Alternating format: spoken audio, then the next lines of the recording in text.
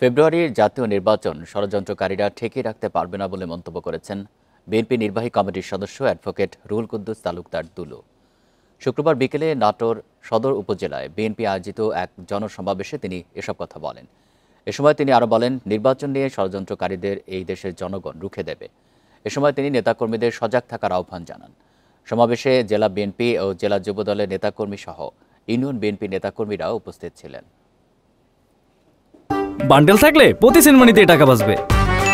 বিকাশ send money bundle কিনে জিতুন প্রতি লেনদেনে।